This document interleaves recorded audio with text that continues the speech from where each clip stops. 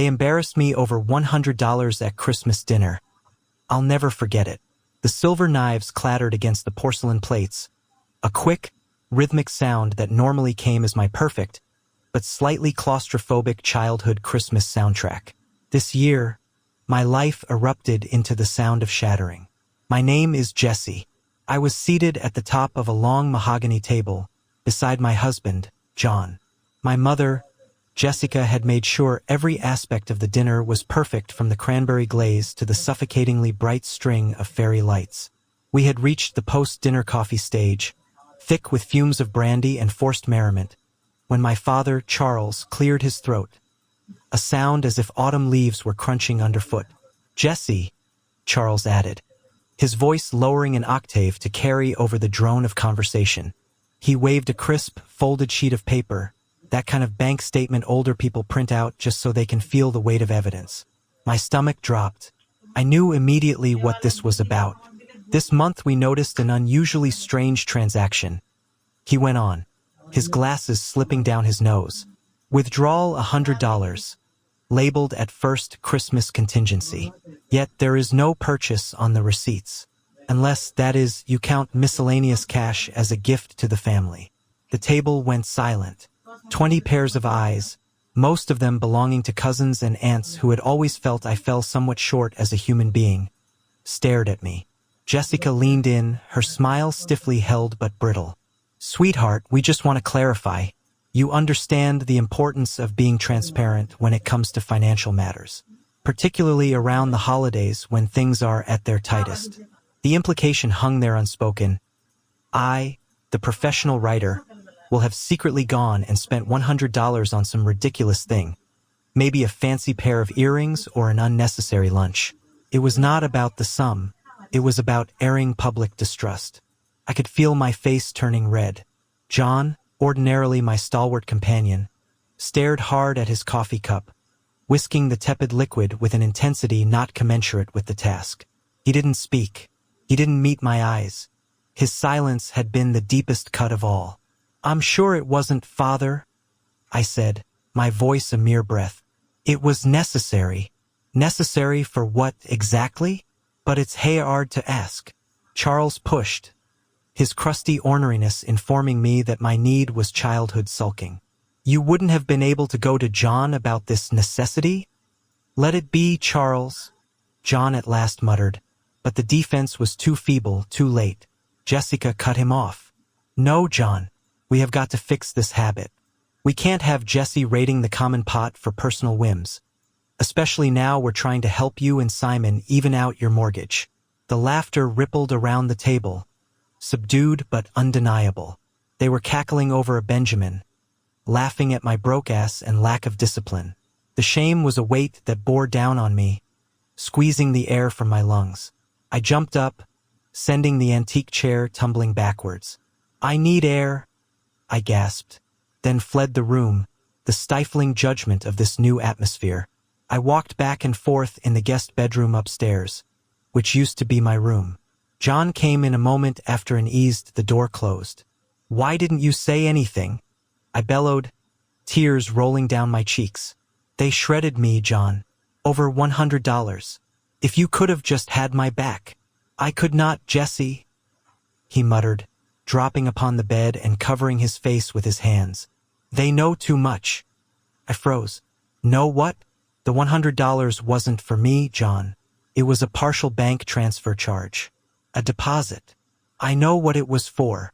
He spoke heavily, muffled with guilt. The mystery surrounding the dinner had frozen over. The $100 was not about a cost to him. It was about an investigation. And 2 weeks previously I had observed very suspicious-looking discrepancies in our savings, the average of which exceeded $10. John had been distant, secretive. I had spent that $100 to hire a private investigator after discovering a cryptic message on his laptop offering discreet services. My hands trembled as I fished my phone from my purse and poked through the hour's worth of emails on it. I brought up the most recent report from the PI, delivered just hours before dinner. The subject line was blunt: "Findings regarding 44 Maple Street." I thrust the phone at John. I took the money because you weren't telling me the truth about the house. Is this why they were so happy to shame me? To stop me from digging?" John watched, his face going pale as he read the PI's dispassionate evaluation of our financial disaster. The report confirmed my worst suspicions. He hadn't just run up a big loan on the house. He had stealthily defaulted on the debt months ago because of a hidden gambling addiction. But the real tragedy came in the final sentence of the report, when we saw who had co-signed on that second fateful loan. It wasn't a bank. It was my father, Charles. Charles had not been shaming me over some $100 worth of frivolous spending. It was $100, and he had been shaming me about it. The final straw that let loose the lie behind his enormous range of long-held secrets. He and Jessica, the second I mentioned in my previous post, knew the house was being foreclosed on in January, and they had orchestrated the public humiliation to cut me off from others and hoped that, ashamed, I would scurry away only instead. They knew we were losing the house, I muttered, the understanding of just how far they had gone, turning the loss from financial to profoundly personal, and let us still stand there and be embarrassed over $100, while they've signed away everything we own.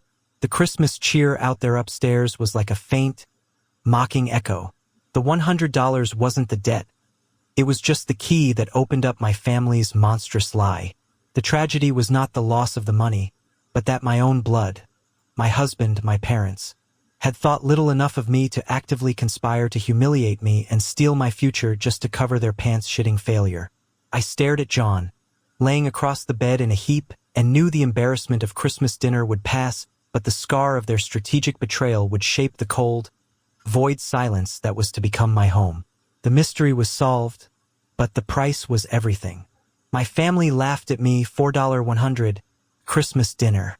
The Christmas tree lights twinkled cheekily, their festive simplicity unable to cut through the icy knot in my stomach.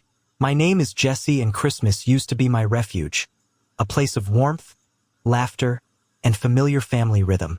But there was a buzz this year, and it wasn't just the regular air of queerness and anticipation. The vibe around me had a new thread of dismissive superiority about it, directed straight at me. It had started innocently enough. We sat around my parents' lovingly decked-out dining room, the wafting fragrance of roasted turkey and cinnamon in our midst.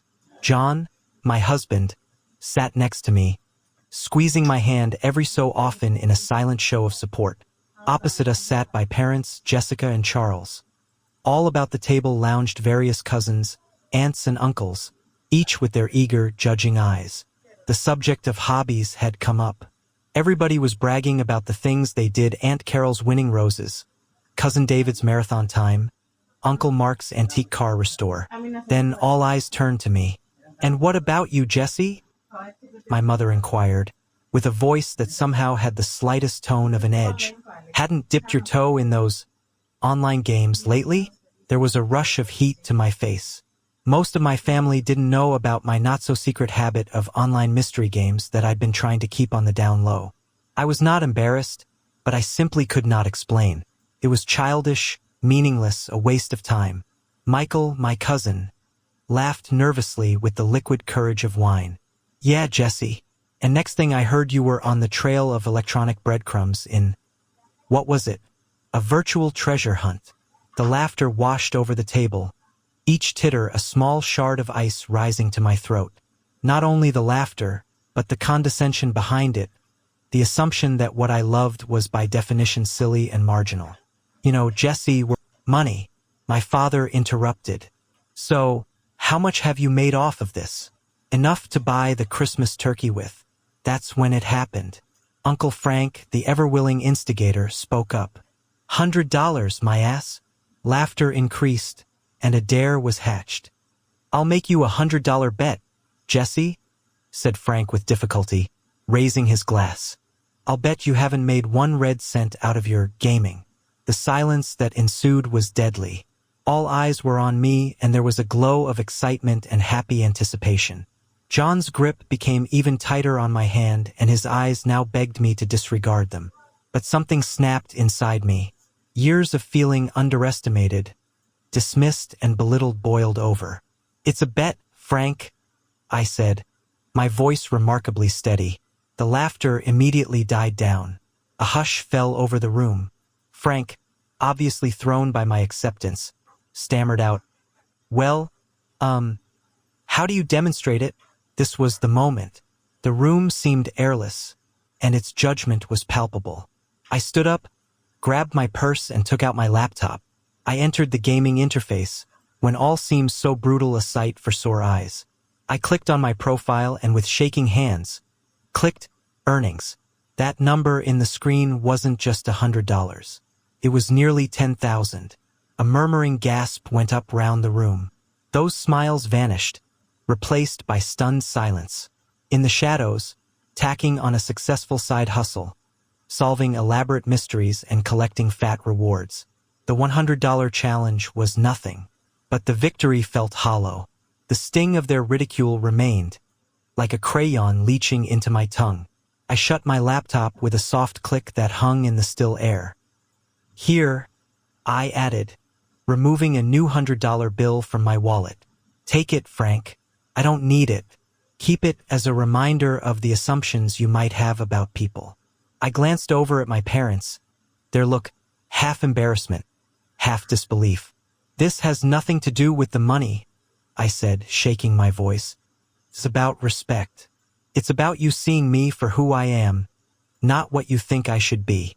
I stepped out of the dining room, John at my heels, the Christmas lights smeared with my tears. It was a walk in the fresh night air, but I felt so low. The magic of Christmas was broken, replaced by the cold and harsh reality of family obligations and the biting grip judgment held over you. We didn't return that night.